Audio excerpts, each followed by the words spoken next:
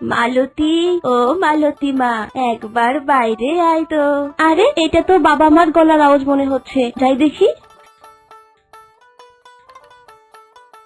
তোরা কেমন আছিস রে মা?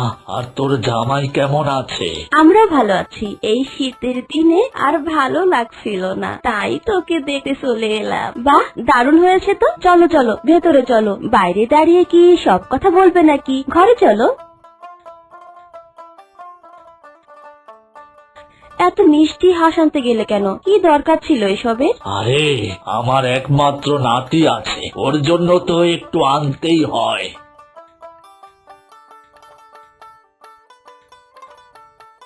বাবা বাবা, তাড়াতাড়ি ঘুম থেকে উঠো, দেখো দেখো কে এসেছে।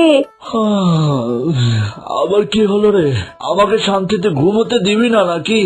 বাবা বাবা, দাদু আর দিদুল এসেছে, তারা ওই ঘরে বসে আছে, চলো চলো। কি বলিস? আচ্ছা ঠিক আছে, চল চল গিয়ে দেখি।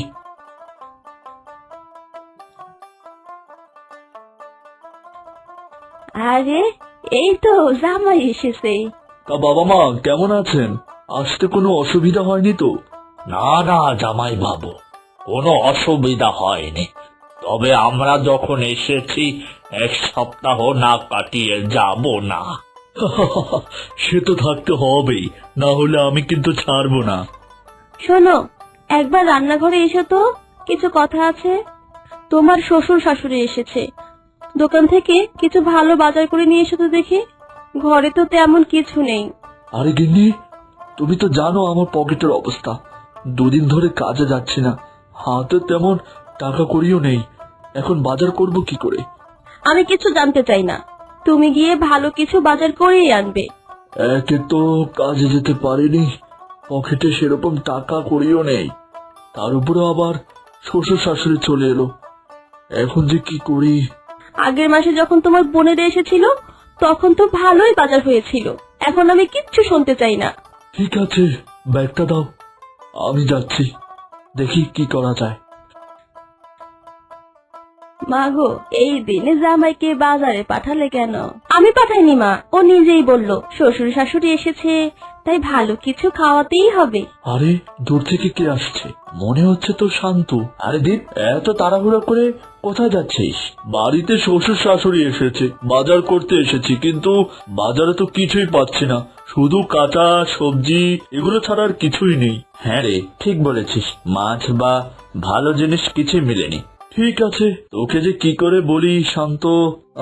হ্যাঁ রে, বল, কি বলতে চাস, বল আমাকে। একে তো কাজে যেতে পারিনি, পকেটে সেরকম টাকা করিও নেই, তার উপরে আবার শ্বশুর শাশুড়ি চলে এলো। এখন যে কি করি? এটা কোনো কথা হলো? আমি আছি তো, এই নে আমার বাজারগুলো নিয়ে যা তুই। বন্ধু, তুই আমাকে আজকে অনেক বড় বাঁচালি রে। তোর ঋণ আমি কোনো দিনও শোধ করতে পারবো না। তুই আমার ছোটবেলার বন্ধু, এ কি আর করলাম।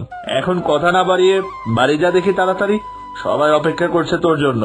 আচ্ছা ঠিক আছে, আসি।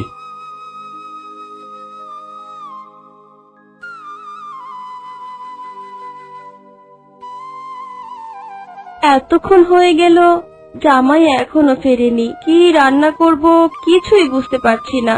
আর চিন্তা করিস না মা, বাইরে হয়তো কোথাও আটকে গেছে। আমি ওকে ভালো করেই চিনি, মনে হয় চায়ের দোকানে বসে আড্ডা দিচ্ছে। তাহলে বাড়িতে যা আছে তাই রান্না কর। একটু ঝাল মশলা থাকলে তুমি যে কটা হাঁস এনেছিলে তার মধ্যে থেকে একটা রান্না করতাম, কিন্তু সেই মশলাও তো নেই। বেশি কিছু দরকার নাই, যা আছে তাই দিয়ে আমি দুপুরের রান্না করছি। তুমি বসার ঘরে গিয়ে বসো,